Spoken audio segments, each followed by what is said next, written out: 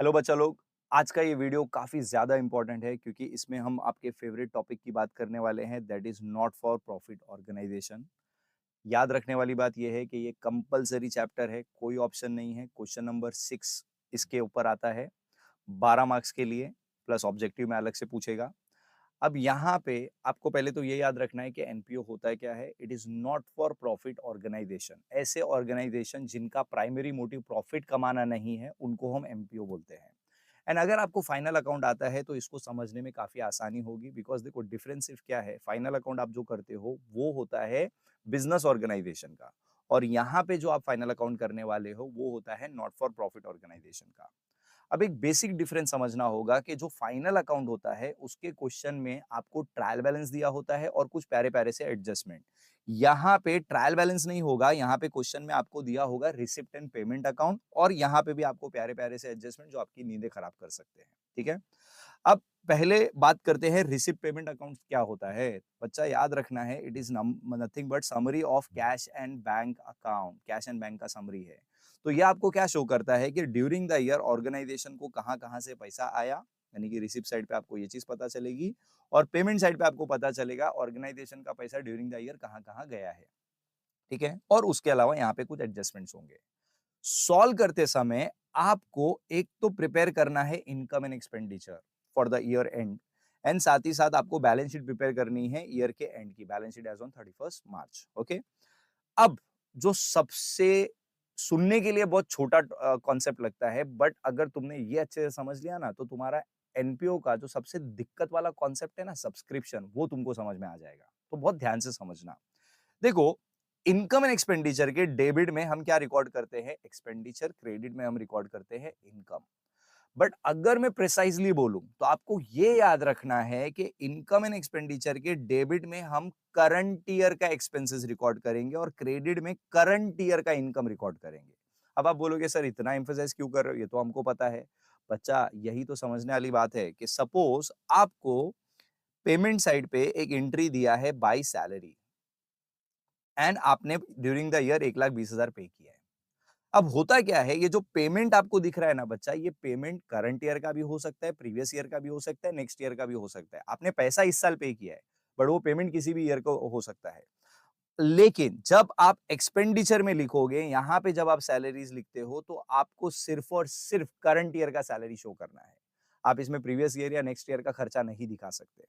अब आपको एडजस्टमेंट में सपोज एक इन्फॉर्मेशन दी गई है जिसमें बोला है ये जो 1,20,000 का सैलरी है ना, इसमें से 10,000 रुपया प्रीवियस ईयर का पे किया है। तो मुझे बताओ, प्रीवियस ईयर का खर्चा क्या हम करंट ईयर में दिखा सकते थे? The answer is no.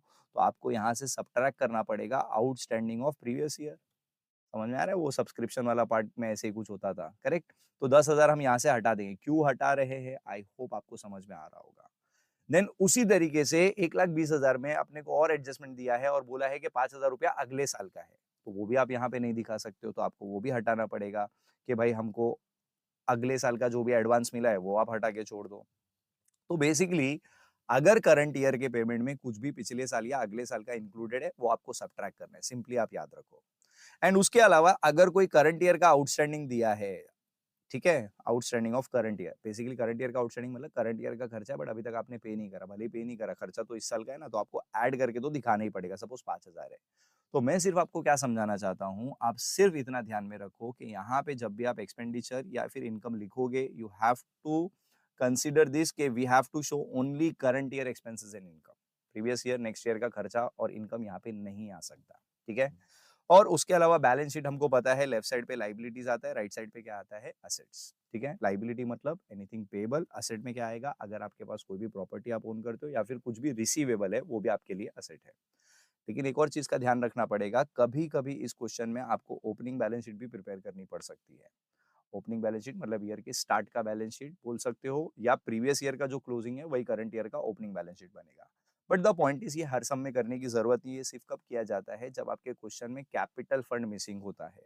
लेकिन अगर आप पास्ट के पेपर देखोगे तो यूजुअली आपको कैपिटल फंड दिया होता है, तो इसकी जरूरत नहीं पड़ेगी। बट फिर भी सेफर साइड एक दो सम तो एटलीस्ट इसके भी करके जाना, ताकि रिस्क ना हो। ठीक है। देन अब हम सारे सम्स बैठ के नहीं सॉल्व कर सकते, उतना टाइम ही नहीं है हमारे पास, तो हम डिस्कस करेंगे इस चैप्टर का सबसे इंपॉर्टेंट मुद्दा, that is subscription. And I will try कि जो हमारा बोर्ड का टेक्स्ट बुक है उसके रिलेटेड सम आप देखोगे तो एग्जाम में बहुत पूछता है, तो उसी में से आई विल ट्राई कि जितने भी सम्स है सबका सब्सक्रिप्शन वाला पार्ट में कवर करवा दूं इसमें, ठीक है। तो ध्यान से देखिए, सबसे पहले हम डिस्कस करेंगे क्वेश्चन नंबर 7 का सब्सक्रिप्शन वाला पार्ट, ठीक है। अब यहाँ पे आप देखोगे तो आपको सब्सक्रिप्शन दिया है रिसीव साइड पे 5000 एंड ऑब्वियसली रिसीव साइड पे सब्सक्रिप्शन है, मतलब ये हमारे लिए क्या है, इनकम है। और आप नीचे जाके देखोगे तो आपको बोला है subscription includes 1000 as subscription received in advance and subscription outstanding for the current year is 500। तो आपको सॉल्व करते समय क्या करना है, सबसे पहले जाके इनकम साइड पे आप दिखा दो बाय सब्सक्रिप्शन, क्या फिगर था, 5000। मतलब जो रिसिप्ट साइड पे सब्सक्रिप्शन दिया ना, पहले मैंने उसकी पोस्टिंग कर ली।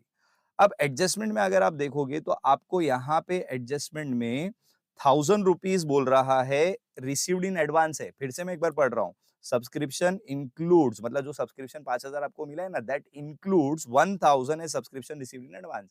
मेरा सिंपल सवाल है बच्चा, करंट ईयर में अगर एडवांस मिला है मतलब वो अगले साल का पैसा है, तो उसको हम इस साल के इनकम में शो नहीं कर सकते, तो हम यहाँ से उस एडवांस को माइनस कर देंगे। बचा कितना, 4000। देन उसी में आपको आगे बोला है subscription outstanding for the current year. भाई करंट ईयर का आउटस्टैंडिंग है, मतलब करंट ईयर का इनकम है, तो उसको आपको ऐड करना पड़ेगा। कितना आउटस्टैंडिंग है, 500। तो आपका टोटल हो गया 4500। पहले मुझे बताइए, आपको इनकम साइड का क्लैरिटी आ गया। अब सेकंड इफेक्ट की अगर मैं बात करूं तो बच्चा ये एडवांस क्या है, इनकम, और एडवांस इनकम का सेकंड इफेक्ट हम कहां दिखाएंगे, लाइबिलिटी में। तो यहाँ पे आप लाइबिलिटी में दिखा दो एडवांस सब्सक्रिप्शन, क्या अमाउंट था उसका, 1000, एंड देन उसके बाद ये जो 500 है ये आपका करंट ईयर का आउटस्टैंडिंग इनकम है, मतलब मनी रिसीवेबल है, तो इसका सेकंड इफेक्ट कहाँ पे चला जाएगा, असेट साइड पे। तो मैं यहाँ पे लिख देता हूँ आउटस्टैंडिंग सब्सक्रिप्शन 500। फिलहाल इस क्वेश्चन में कैपिटल फंड दिया है तो इसकी तो जरूरत भी नहीं है, बट एनी हाउ इसका कोई इफेक्ट फिलहाल ओपनिंग बैलेंस शीट में भी नहीं आ रहा है, जहां पे जरूरत होगी वहां पे मैं बता दूंगा। ये वाला सब्सक्रिप्शन डन। देन उसके बाद 8th वाले क्वेश्चन में सब्सक्रिप्शन वाला पार्ट नहीं है, बट ये क्वेश्चन थोड़ा इंपॉर्टेंट समझ लेना। When I am saying important does not mean कि एग्जाम में आएगा, ऐसा एग्जाम में पहले पूछा जा चुका है, तो एक बार देख के चले जाना।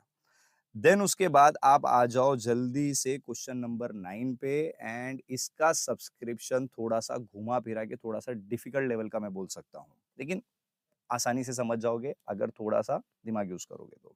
सुनो, सबसे पहले तो एक चीज समझना, यहाँ पे आपका जो ईयर एंड हो रहा है वो हो रहा है मार्च 2019 में। इसका मतलब ईयर स्टार्ट कब हुआ रहेगा, अप्रैल 2018 में। It means 18-19 is my current year. सबसे पहले करंट ईयर आइडेंटिफाई कर लो। अब यहाँ पे दिक्कत वाली बात ये है कि आपको जो सब्सक्रिप्शन दिया है ना बेटा, वो आपको बाइफरकेट करके दिया है। मतलब टोटल आपको करंट ईयर में 75 मिला है, लेकिन आपको अंदर इंफॉर्मेशन दे दिया है कौन से ईयर का कितना है। तो हमको टोटल लिखने की जरूरत नहीं है, हमारे पास जब बाइफरकेशन अवेलेबल है तो हम क्या आइडेंटिफाई करेंगे कि इसमें से करंट ईयर कौन सा है, तो करंट ईयर ये है। तो ये वाला जो सब्सक्रिप्शन है ये जाएगा इनकम में। पहले ये वाला पॉइंट क्लियर है, जब भी बाइफरकेशन अवेलेबल रहेगा तो जो करंट ईयर का सब्सक्रिप्शन है उसको आप इनकम में दिखा दो। और ये जो दोनों दिख रहा है, एक तो प्रीवियस ईयर का, एक तो उससे भी प्रीवियस ईयर का, इसका मतलब पहले ये आउटस्टैंडिंग था पिछले साल तक, बट इस साल आपको मिल गया। तो अगर पिछले साल आउटस्टैंडिंग था, इस साल मिल गया, तो इसका तो अब हमको कुछ करने की जरूरत नहीं है, करेक्ट। लेकिन बच्चा एक चीज का ध्यान रखना, जरा नीचे जाओ और इस क्वेश्चन में देखो, आपको कैपिटल फंड कहीं नहीं दिया है। करेक्ट। तो कैपिटल फंड नहीं दिया है तो ऑब्वियसली इस क्वेश्चन में तो आपको ओपनिंग बैलेंस शीट का बारे में भी सोचना पड़ेगा, क्या इफेक्ट्स आएगा। अब यहाँ पे देखो ओपनिंग बैलेंस शीट में कुछ नहीं, एक सिंपल शॉर्टकट बता देता हूँ। यहाँ पे देखो आपको नीचे following are the balances appear in the books on 1 April, आपको असेट लाइबिलिटी का ओपनिंग बैलेंस दिया है। तो आपको जो भी आइटम असेट्स का दिख रहा है उसको असेट में लिख दो ओपनिंग बैलेंस शीट में, जो लाइबिलिटी का दिख रहा है लाइबिलिटी, उसका डिफरेंस निकाल लो, तो आपको कैपिटल फंड मिल जाएगा। बट अभी फिलहाल मेरा मुद्दा कैपिटल फंड फाइंड आउट करना नहीं है, फिलहाल इस क्वेश्चन में मेरा मुद्दा सब्सक्रिप्शन समझाना है, ठीक है। तो ध्यान से सुनिए, देखिए यहाँ पे आपको आउटस्टैंडिंग सब्सक्रिप्शन दिखेगा 16-17 का 2500, और 17-18 का आपको आउटस्टैंडिंग दिखेगा कितना भाई, 4000। तो पहले तो एक चीज समझना बच्चा, ये ईयर के स्टार्ट में दिया है तो इसको ओपनिंग बैलेंस शीट में तो अपने को दिखाना पड़ेगा, ये तो फिक्स है। तो यहाँ पे हम दिखाएंगे आउटस्टैंडिंग सब्सक्रिप्शन, कौन कौन से ईयर का था, 16-17, 17-18, 16-17, 17, 18, 2,500 और 4,000, यानी कि टोटल आउटस्टैंडिंग बनता कितना है? 6,000, सॉरी 6,500। ठीक है, तो ये इन्फॉर्मेशन अगर ओपनिंग बैलेंस शीट नहीं होता तो वो मुझे करने की जरूरत ही नहीं थी। ठीक है, लेकिन अब यहाँ पे एक्चुअल खेल स्टार्ट होता है सब्सक्रिप्शन का, जहां पे लोगों का दिमाग खराब हो जाता है। सुनना ध्यान से। As per the information given in the adjustment last year, basically देखो 1 अप्रैल को बोल रहा है, मतलब ये लास्ट ईयर से सारा इंफॉर्मेशन हमने उठाया है। तो लास्ट ईयर तक 16-17 का 2,500 पेंडिंग था और 17-18 का 4,000 पेंडिंग था। लेकिन जब आपने रिसिप्ट साइड पे देखा, तो रिसिप्ट साइड पे बोला है कि भाई 16-17 का हमको 2,000 मिल गया। मतलब पिछले साल तक आउटस्टैंडिंग था, इस साल 2,000 मिल गया, लेकिन एक चीज समझना, पिछले साल तक 2,500 आउटस्टैंडिंग था, आपको मिला 2,000 है, इसका मतलब अभी भी 500 मिलना बाकी है, स्टिल रिसीवेबल इन करंट ईयर में भी मिलना बाकी है। सेम वे में 17-18 का 4,000 आउटस्टैंडिंग था और उसमें से 3,000 मिल चुका है, इसका मतलब 1,000 रुपया अभी भी मिलना बाकी है, स्टिल रिसीवेबल है। और जो चीज स्टिल रिसीवेबल होती है उसको आपको आपके करंट ईयर बैलेंस शीट यानी कि क्लोजिंग बैलेंस शीट में भी दिखाना पड़ेगा, और मैं इसी में ही सॉल्व कर देता हूं। ठीक है, तो यहां पे आप जाके दिखाओ आउटस्टैंडिंग सब्सक्रिप्शन 16-17 का कितना पेंडिंग है? अभी भी 500। 17-18 का कितना पेंडिंग है? अभी भी 1,000। आई होप इसका क्या होगा आपको समझ में आ गया होगा। तो मैं एक बार फिर से बोल दे रहा हूं, देखो सिंपल सा पॉइंट है। एज पर दी रिसिप्ट साइड हमको 16-17 का 2,000 मिला, 17-18 का 3,000 मिला, लेकिन नीचे जब हमने इन्फॉर्मेशन पढ़ा तो 16-17 का कितना आउटस्टैंडिंग था? 2,500 और 4,000। सिंपल। तो 2,500 में से 2,000 मिल गया, 500 स्टिल रिसीवेबल है। 4,000 में से 3,000 मिल गया, 1,000 स्टिल रिसीवेबल है। तो जो स्टिल रिसीवेबल वाला अमाउंट है वो आपको क्लोजिंग बैलेंस शीट यानी कि करंट ईयर के बैलेंस शीट में दिखा देना है। क्लियर? अब आते हैं करंट ईयर सब्सक्रिप्शन पे, विच इज वेरी इजी। आप क्या करोगे? सिंपली ये जो 70,000 का सब्सक्रिप्शन है पहले करंट ईयर का है, तो ऑब्वियसली आप इसको इनकम में दिखाओगे। तो हम इनकम में जाके लिखेंगे बाय सब्सक्रिप्शन 70,000, और फिर उसमें आप देखो नीचे करंट ईयर का आउटस्टैंडिंग आपको क्लियर मेंशन किया है। कहाँ गया ये देखो, 8,000। बस आपको सिंपली इसको ऐड कर देना है, outstanding of current year 8,000 and total होता है 78। और ये आउटस्टैंडिंग इनकम है, मतलब मनी रिसीवेबल है, तो इसको भी हम अपने करंट ईयर के एसेट में दिखाएंगे। और यहाँ पे ऑलरेडी आपने हेडिंग दिया हुआ है, उसी में दिखा दो 18-19, 8,000 आउटस्टैंडिंग है, टोटल आउटस्टैंडिंग हो जाता है 9,500। अच्छा, एक और चीज है इस सम में, आप देखना आपको फिफ्थ वाला जो सॉरी थर्ड वाला जो इन्फॉर्मेशन है ना, वो जस्ट एवे ही दिया हुआ है, इसका कोई यूजफुल चीज निकल के नहीं आता, बिकॉज ये चीज हमने ऑलरेडी कंसिडर कर ली है। Subscription of 500 for the year 16-17 and 1,000 for the year 17-18 are still in arrears. वो तो हमने ऑलरेडी लिख दिया ना, हमने इसको और उसको कंपेयर करके ये चीज तो पहले ही पता कर ली। तो इस सम का जो सब्सक्रिप्शन है उसको मैं बोलूंगा हाँ भाई आपको थोड़ा सा किडनी आपका यूज करना पड़ेगा। ठीक है, चलिए आगे बढ़ते हैं नेक्स्ट क्वेश्चन की तरफ। Question number 10।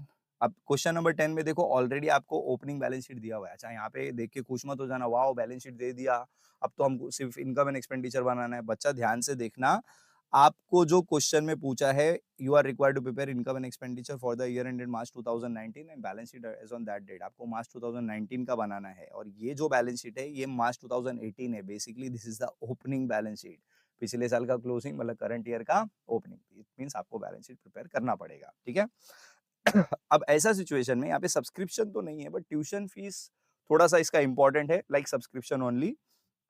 पहले तो आप देखो यहाँ पे आपको ट्यूशन फीस दी गई है और बाइफरकेशन दिया हुआ है। ठीक है, तो एक चीज समझ लेना, आपका ईयर एंड हो रहा है मार्च 2019 में, इट मींस आपका करंट ईयर क्या है? 18-19। ओके, तो ये आपका करंट ईयर है, ये आपका प्रीवियस ईयर है। ओके, तो जो करंट ईयर का सब्सक्रिप्शन है वो सिर्फ आप इनकम में दिखाओ। समझ में आ रहा है? और जो प्रीवियस ईयर का अमाउंट है, ऑब्वियसली प्रीवियस ईयर का अमाउंट है वो इस साल मिल चुका है, तो इसका तो हमको टेंशन नहीं लेना है, और ओपनिंग बैलेंस शीट भी दिया है। ठीक है, तो आपको इसको कहीं पोस्ट नहीं करना है। लेकिन हमेशा याद रखना, अगर प्रीवियस ईयर का कोई भी इंफॉर्मेशन दिया हो, चाहे एडजस्टमेंट में चाहे ओपनिंग बैलेंस शीट में, तो हमेशा एक बार कंपेयर करना पड़ेगा कि भाई हमारे हिसाब से प्रीवियस ईयर का हमको 8,000 मिला, बट क्या प्रीवियस ईयर में 8,000 ही आउटस्टैंडिंग था? तो जरा ऊपर चलो और देखो, प्रीवियस ईयर के बैलेंस शीट में यानी कि ओपनिंग बैलेंस शीट में ट्यूशन फीस रिसीवेबल बोल रहा है 10,000। अगर ये मैच हो जाता ये वाला अमाउंट, तो हम हँसी-खुशी आगे बढ़ जाते, बट यहाँ पे मैच नहीं हो रहा है। तो ऐसा सिचुएशन में ध्यान क्या रखना होगा आपको कि भाई again same interpretation as per the opening balance sheet last year का आउटस्टैंडिंग वाज़ 10,000 जिसमें से आपको सिर्फ 8,000 मिला है। यानी कि 2000 स्टिल रिसीवेबल है। तो आप उसको क्या करोगे? एसेट साइड पे दिखा दोगे। फ्रेश फॉर्मेट में मैं दिखा देता हूँ। तो यहाँ पे जाना, एसेट साइड पे, यहाँ पे ओपनिंग बैलेंस शीट नहीं प्रिपेयर करने की ज़रूरत है क्योंकि दिया हुआ है, ठीक है? तो यहाँ पे आप लिखोगे आउटस्टैंडिंग ट्यूशन फीस या ट्यूशन फीस रिसीवेबल दोनों चलेगा, ठीक है? प्रीवियस ईयर का कितना पेंडिंग है अभी भी? 2000। आई होप ये वाला पॉइंट समझ में आया होगा, ठीक है? और अगर ये मैच हो जाता तो वो 2000 हमको दिखाने की ज़रूरत नहीं थी। सपोज़ यहाँ पे भी अगर 8000 ही होता, इट मीन्स जितना पेंडिंग था उतना मिल चुका है, तो there is no still receivable. अब करंट ईयर पे आते हैं, तो करंट ईयर में आप देखोगे तो करंट ईयर का सब्सक्रिप्शन सॉरी ट्यूशन फीस जो है उसको हम इनकम में दिखा देंगे बाय ट्यूशन फीस। एंड नीचे आप देखोगे तो इसके बारे में बोला है tuition fees current year outstanding है, तो ये मैं ओरली बता देता हूँ आपको। सिंपली ये 5000 रुपया करंट ईयर के ट्यूशन फीस में क्या करना है, ऐड कर देना है, और उसका सेकेंड इफेक्ट असेट में इसी के अंडर आप दिखा दोगे भाई करंट ईयर का इतना आउटस्टैंडिंग है। क्लियर? ये सिंपल है। देन नेक्स्ट सम पे आ जाइए। यहां पे ध्यान से देखिएगा, इसमें मैं सब्सक्रिप्शन के अलावा भी कुछ एडजस्टमेंट डिस्कस करूंगा, कुछ इंपॉर्टेंट चीजें हैं इसमें से, वो भी मैं आपको बताने की कोशिश करूंगा। ध्यान से देखिएगा। सबसे पहले आप देखिए यहाँ पे आपको दिया है membership subscription 1,80,000 and obviously receipt side पे सब्सक्रिप्शन है, तो ये हमारे लिए इनकम में चला जाएगा। अच्छा, पिछले वाला मैं इरेज कर दे रहा हूँ। तो हम क्या करेंगे, यहाँ पे लिखेंगे बाय सब्सक्रिप्शन 1,80,000। अब एक चीज समझना बच्चा, यहाँ पे कोई बाइफरकेशन नहीं दिया है, कोई दिक्कत नहीं है। आप नीचे जाने से पहले एक बार प्रीवियस ईयर के इंफॉर्मेशन में चेक करो, क्या सब्सक्रिप्शन के बारे में कोई इंफॉर्मेशन है? तो आपको देखो लाइबिलिटी में मिलेगा सब्सक्रिप्शन रिसीव्ड इन एडवांस 3,000। अब थोड़ा अपना दिमाग की बत्ती जलाओ और जो मैं बोल रहा हूं उसको ध्यान से समझो। देखो, करंट ईयर में अगर आपको एडवांस मिलता है तो इसका मतलब क्या हो गया, वो अगले साल का अमाउंट है जो आपको इस साल मिला है। फिर से मैं बोल रहा हूं, अगर करंट ईयर में एडवांस मिला मतलब वो नेक्स्ट ईयर का अमाउंट है। उसी तरीके से अगर पिछले साल आपको एडवांस में कुछ मिला है, इसका मतलब वो करंट ईयर का अमाउंट है। समझ में आ रहा है? तो आप सिंपली क्या याद रखो, अगर पिछले साल आपको कोई भी एडवांस मिला है मतलब वो करंट ईयर का इनकम है, तो उसको यहाँ पे आपको ऐड करना पड़ेगा। Advance received in previous year ऐसा आप लिख सकते हो, ठीक है?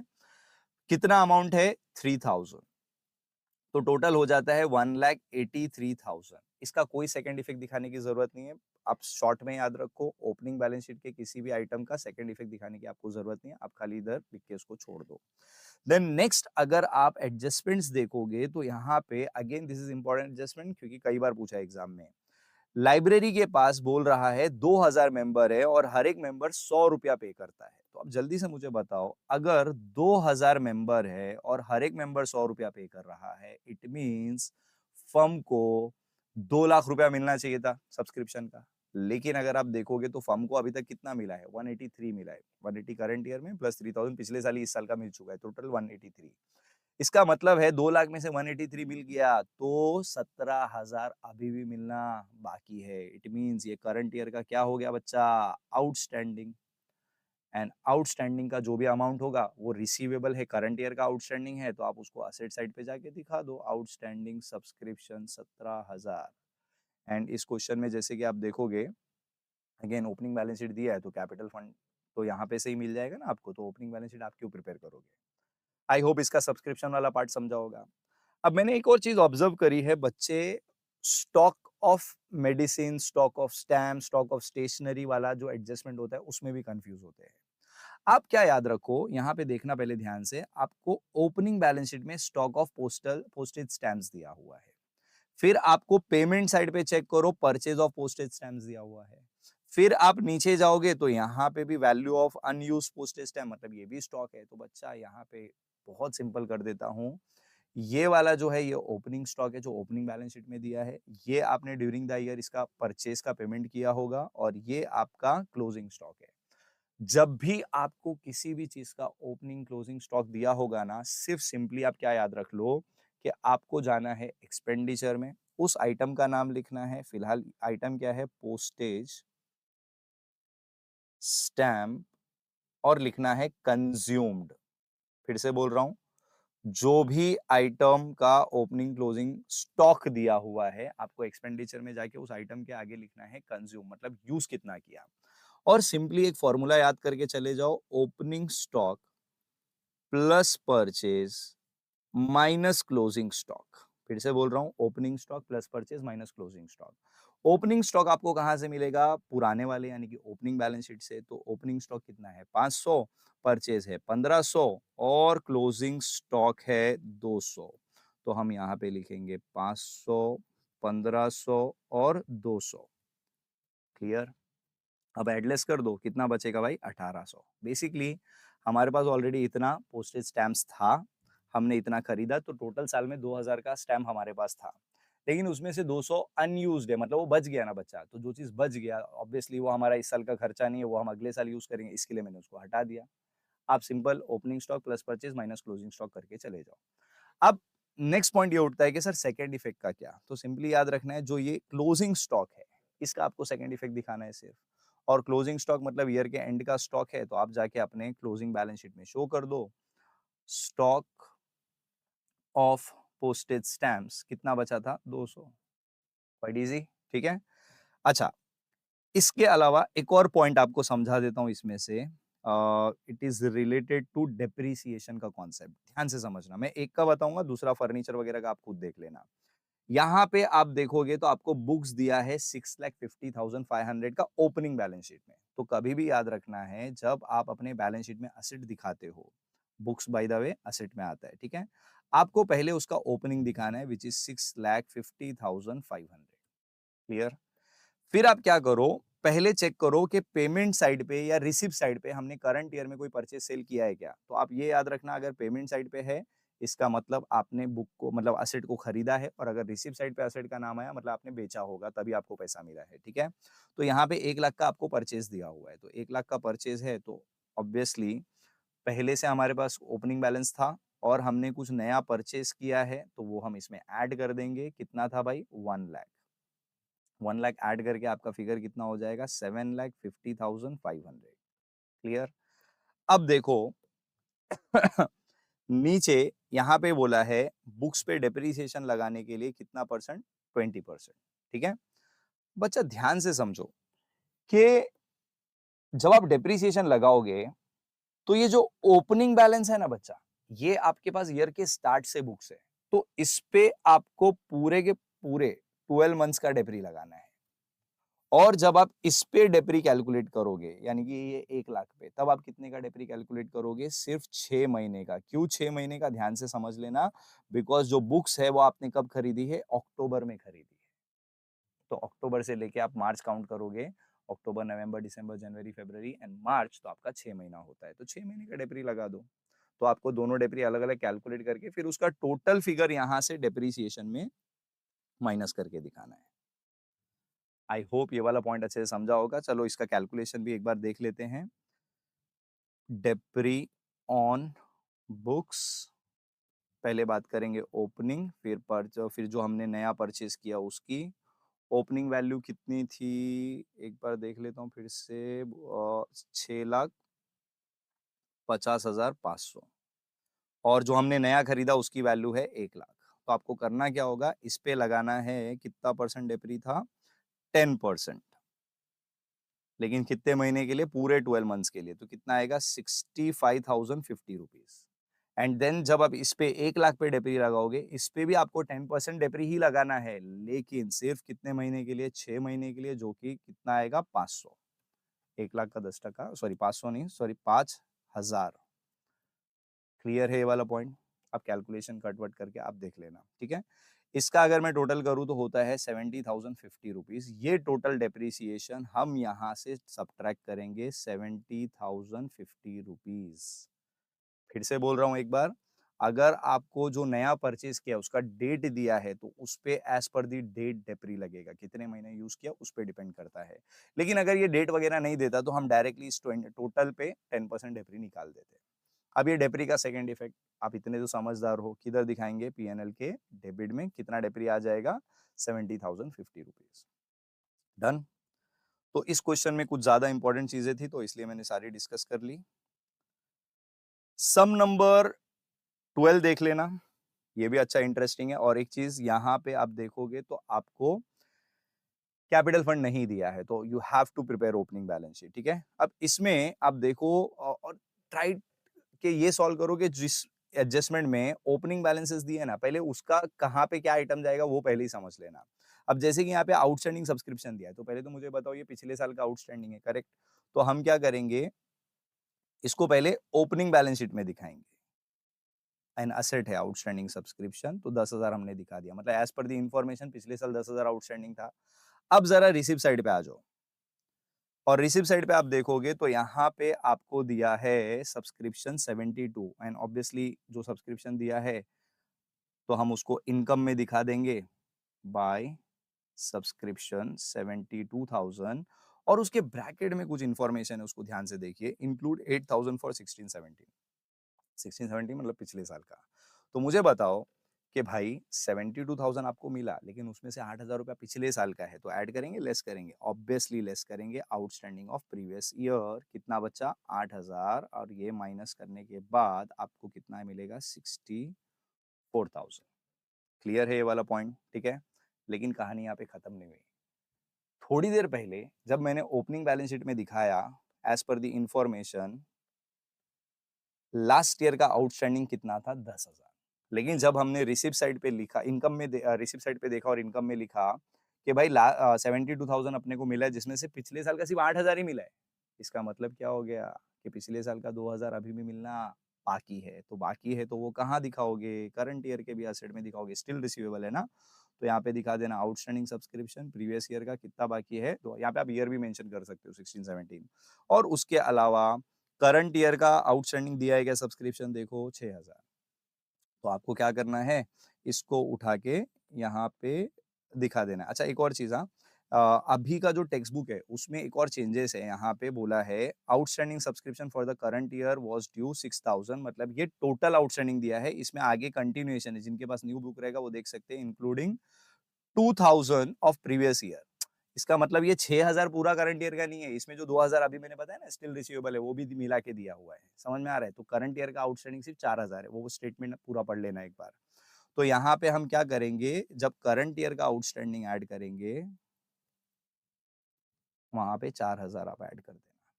क्लियर? तो 4,000 ऐड करके ये कितना हो जाएगा? 68। And this is outstanding income, तो ये भी जाएगा असेट में। यहाँ पे मेंशन कर देना करंट ईयर का कितना? 4,000, तो टोटल आउटस्टैंडिंग 6,000। ये तुमको एडजस्टमेंट में मेंशन किया था। क्लियर? चलो और आगे बढ़ते हैं।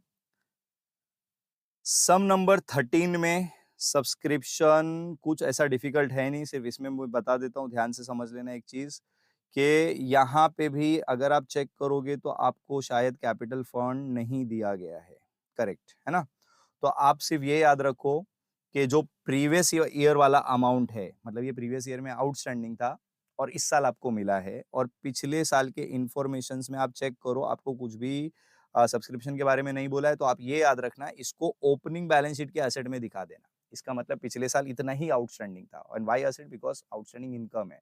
तो जब भी आप ओपनिंग बैलेंस शीट बना रहे हो, प्रीवियस ईयर का जो भी आउटस्टैंडिंग आपको इस साल मिला है, इस साल आपको इसका कुछ नहीं करना है, बट प्रीवियस ईयर के बैलेंस शीट में दिखा देना जब बाइफरकेशन आपके पास अवेलेबल है तो। और ये आपका करंट ईयर का सब्सक्रिप्शन है, इसको आप इनकम में दिखा देना। तो आप जाओ, फ्रेश में दिखा देता हूं, यहाँ पे लिखो आउटस्टैंडिंग सब्सक्रिप्शन पिछले साल का कितना पेंडिंग था भाई? 4,000। और फिर करंट ईयर का जो भी सब्सक्रिप्शन है वो आप यहाँ पे शो कर दो, और वो कितना था? 2,30,000। एंड देन उसके बाद आप देखोगे नीचे सेम वो नंबर ऑफ मेंबर वाला दिया था, याद है? 5,000 मेंबर है, हर मेंबर 50 रुपया पे कर रहा है।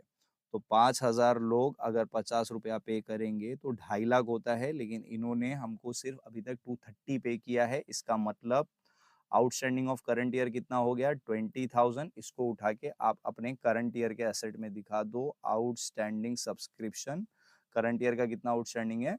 20,000। क्लियर? ध्यान से एक बार देख लीजिए। और देखिए सिर्फ देखने से काम नहीं होने वाला है, आपको प्रैक्टिस करना पड़ेगा, ठीक है? चलो, उसके बाद आगे बढ़ते हैं नेक्स्ट नेक्स्ट सब्सक्रिप्शन वाला पार्ट। हाँ, अभी इस क्वेश्चन में आप देखो सम नंबर 14 में आपको लास्ट ईयर के बैलेंस शीट में सब्सक्रिप्शन आउटस्टैंडिंग दिया है 8,500 और नीचे बाइफरकेशन ऑलरेडी इन्होंने करके दिया है। और बाइफरकेशन में एक चीज समझ लेना, हमारा जो करंट ईयर है वो है 18-19, ये वाला ध्यान से देखना। तो इसमें क्या हो गया, ये मेरा करंट ईयर है, ये मेरा प्रीवियस ईयर है और ये मेरा नेक्स्ट ईयर है। अब जो नेक्स्ट ईयर वाला है, और पहले तो करंट ईयर की बात करते हैं, करंट ईयर वाला किधर जाएगा, इनकम में। जो नेक्स्ट ईयर वाला है बच्चा, सिंपल सा पॉइंट है, नेक्स्ट ईयर का इनकम इस साल मिल गया तो आप डायरेक्ट उसको कहां दिखा दो, लाइबिलिटी। जब बाइफरकेशन अवेलेबल है तो हमको एडलेस करने की जरूरत नहीं है, बिकॉज हम करंट ईयर में सिर्फ करंट ईयर का फिगर ही लिखने वाले हैं, ठीक है? तो जो एडवांस वाला है उसको सिर्फ आप लाइबिलिटी में दिखा दो, और उसके ऊपर वाला जो है बेसिकली वो प्रीवियस ईयर का है, तो वो ओपनिंग बैलेंस शीट एसेट में होना चाहिए, क्योंकि आपको दिया है तो एक बार चेक कर लो वहां जाके। जब आप वहां पे देखोगे तो ओपनिंग बैलेंस शीट में आउटस्टैंडिंग सब्सक्रिप्शन 8,500 दिया है, मतलब ये मैच नहीं हो रहा है। तो अगेन लास्ट ईयर 8,500 आउटस्टैंडिंग था, जिसमें से 2,000 मिल गया, इसका मतलब 6,500 अभी भी मिलना बाकी है। तो फ्रेश लेते हैं और उसमें लिख देता हूं मैं, आउटस्टैंडिंग सब्सक्रिप्शन प्रीवियस ईयर का 8,500 मिलना बाकी है। सॉरी, कितना भाई, 8,500 था, 8,500 में से 2,000 मिल गया तो 6,500 मिलना बाकी है, ठीक है? और जो करंट ईयर वाला है उसको आप इनकम में शो कर दो, कितना है करंट ईयर का, 45,000। और जो नेक्स्ट ईयर वाला है उसको आप लाइबिलिटी में एज एडवांस सब्सक्रिप्शन शो कर दो, विच इज 3,000। तो मैं फिर से एक बार रिपीट कर रहा हूं, प्रीवियस ईयर का जो भी, जब आपको ऐसा तीनों साल का बाइफरकेशन दिया है, प्रीवियस ईयर का जो भी है उसको पहले आप ओपनिंग बैलेंस शीट से या इंफॉर्मेशन से कंपेयर करो कि भाई जितना आउटस्टैंडिंग था उतना ही मिला है कि उससे कम मिला है। अगर कम मिला है तो जो डिफरेंस है वो स्टिल रिसीवेबल है, उसको आपको करंट ईयर के एसेट में दिखाना पड़ेगा कि भाई पिछले साल का अभी भी 6,500 मिलने का बाकी है। पहले प्रीवियस ईयर का कॉन्सेप्ट क्लियर है।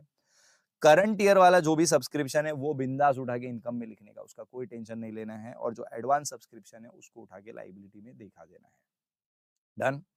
देन उसके बाद आप नीचे चेक करो, आपको इंफॉर्मेशन में मिलेगा करंट ईयर का आउटस्टैंडिंग 18-19 3,000। तो इसको हम क्या करेंगे भाई, अपने करंट ईयर के इनकम में ऐड कर देंगे। आउटस्टैंडिंग सॉरी 45,000 इनर कॉलम, और करंट ईयर का आउटस्टैंडिंग कितना है, 3,000, टोटल होता है 48,000।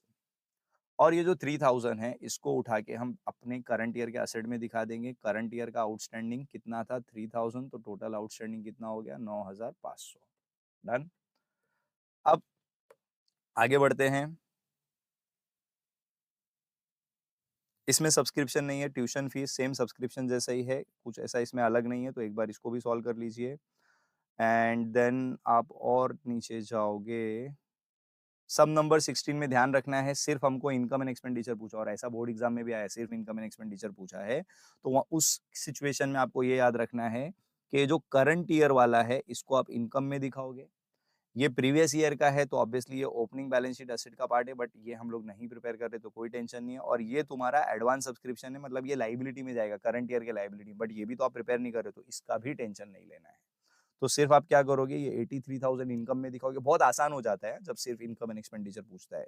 तो आप क्या दिखाओगे, इसको इनकम में दिखाओगे, और इसमें जो भी आपका करंट ईयर का आउटस्टैंडिंग 7,000 है वो आप ऐड करके छोड़ दो, सिंपल, ठीक है? और उसका second effect obviously outstanding income है तो एसेट में चला जाएगा।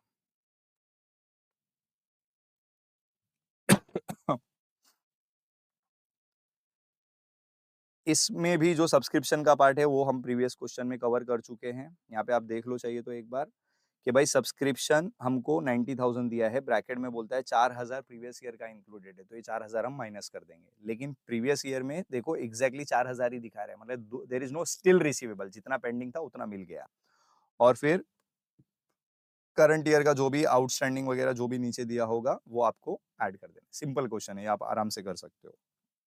अब एक नेक्स्ट आता है, हम्म, ये वाला पार्ट सब्सक्रिप्शन का। आसान है, बहुत इजीली कर सकते हो आप, एक बार बता देता हूं मैं। देखो यहाँ पे क्या हो रहा है, आपको एक टेबल बना के दिया है जिसमें अगर आप देखोगे तो आपको आउटस्टैंडिंग सब्सक्रिप्शन और सब्सक्रिप्शन रिसीव्ड इन एडवांस दोनों चीज़ दिया हुआ है, लेकिन opening column and closing column आप सिंपली ये याद रखो भाई, ये करंट ईयर और सॉरी ये प्रीवियस ईयर और ये करंट ईयर। इसका मतलब क्या हो गया कि ये जो आपको आउटस्टैंडिंग दिख रहा है, ये प्रीवियस ईयर से आया है, प्रीवियस ईयर का आउटस्टैंडिंग है। ये कौन से ईयर का है? करंट ईयर का है। सेम वे में ये एडवांस प्रीवियस ईयर से आया है और ये एडवांस मेरा करंट ईयर में जो मुझे एडवांस मिला है। आप ऐसा सिचुएशन में ना बहुत ईज़िली सॉल्व कर सकते हो। आपको सिर्फ करना क्या होगा, जो आपको सब्सक्रिप्शन दिया है उसको उठा के पहले इनकम में दिखा दो। बाय सब्सक्रिप्शन कितना है? 1,03,000 ठीक है? अब इसमें ये जो प्रीवियस ईयर का आउटस्टैंडिंग है, देखो in the absent information what we assume कि भाई हमको जो पैसा मिला है, इसमें पिछले साल का जो पेंडिंग है वो भी तो मिला होगा ना, ऑब्वियसली पहले आदमी पुराना उधार चुकाता है। तो हम यहाँ से सब्ट्रैक्ट करेंगे आउटस्टैंडिंग ऑफ प्रीवियस ईयर। कितना आउटस्टैंडिंग है प्रीवियस ईयर का? 9,000 और करंट ईयर का जो भी आउटस्टैंडिंग है, उसको हम कर देंगे plus outstanding of current year 10,000। फिर से बोल रहा हूँ, प्रीवियस ईयर का आउटस्टैंडिंग मैंने माइनस किया, करंट ईयर का आउटस्टैंडिंग मैंने प्लस किया। एडवांस में यही चीज को उल्टा कर देना है। मतलब क्या? प्रीवियस ईयर में जो एडवांस मिला है, मैंने अभी समझाया था, करंट ईयर में कोई एडवांस दे रहा है मतलब वो अगले साल का है, तो प्रीवियस ईयर में एडवांस मिला मतलब वो करंट ईयर का है। तो आप शॉर्ट में क्या याद रखो कि प्रीवियस ईयर में जो भी एडवांस आपको मिला है वो आप करोगे प्लस, और करंट ईयर में जो भी एडवांस मिला है उसको करोगे माइनस। तो प्रीवियस ईयर में कितना एडवांस था? 8 और करंट ईयर में 6। आई होप सारा पॉइंट ये एडलेस करके आप बाहर निकाल सकते हो, वो मुझे कैलकुलेट करने की जरूरत नहीं है। बट क्या एडलेस करना है ये पॉइंट क्लियर है? आप चाहिए ना सिर्फ आउटस्टैंडिंग याद कर लो कि भाई करंट ईयर का आउटस्टैंडिंग ऐड प्रीवियस ईयर का माइनस, ऐसा सम आया तो, एंड एडवांस में उल्टा। अब सेकंड इफेक्ट की अगर मैं बात करूं, फिलहाल अपने को सम में ओपनिंग बैलेंस शीट पूछा नहीं है तो प्रीवियस ईयर के आइटम का दिखाने का जरूरत नहीं है, प्रीवियस ईयर का सॉरी, ठीक है। लेकिन अगर दिखाना होता तो ये इसको हम कहाँ दिखाते? प्रीवियस ईयर के बैलेंस शीट के असेट साइड पे, और इसको लायबिलिटी में, एडवांस इनकम है, समझा ना? हमको सिर्फ और सिर्फ जो करंट ईयर का आइटम है उनका सेकंड इफेक्ट दिखाना है। तो करंट ईयर का जो आउटस्टैंडिंग है वो चला जाएगा यहाँ पे, और करंट ईयर का जो भी एडवांस सब्सक्रिप्शन है वो यहाँ चला जाएगा। करंट ईयर का आउटस्टैंडिंग कितना है बच्चा? 10,000, और करंट ईयर में एडवांस कितना मिला था? 8,000, ठीक है। तो इसी के साथ this was the last illustration, I think so, yes. अब प्रैक्टिकल क्वेश्चन में भी इसी टाइप के सब्सक्रिप्शन रिपीट हुए हैं। आप इस अब बच्चा इसके बाद देखो, मैंने बता तो दिया बट आपको प्रैक्टिस करना पड़ेगा। तो आप एक बार पहले सब्सक्रिप्शन की प्रैक्टिस कर लो, बुक निकालो, और कम से कम पिछले 5 साल के जो प्रीवियस ईयर क्वेश्चन पेपर है वो सॉल्व कर डालो। तो आपको ऑटोमेटिकली कॉन्फिडेंस आ जाएगा, क्या लेवल का सम पूछता है आपको समझ में आ जाएगा। अरे आप अभी तक यहाँ पे हो तो भैया जाने से पहले एक काम कीजिए, लाइक कीजिए, शेयर कीजिए, सब्सक्राइब करिए, दूसरों को भी हेल्प कीजिए। और भैया अगर किसी ने सब्सक्राइब नहीं किया तो उसकी तो जल्दी शादी नहीं होने वाली, तो सोच लो। Just kidding. All the best.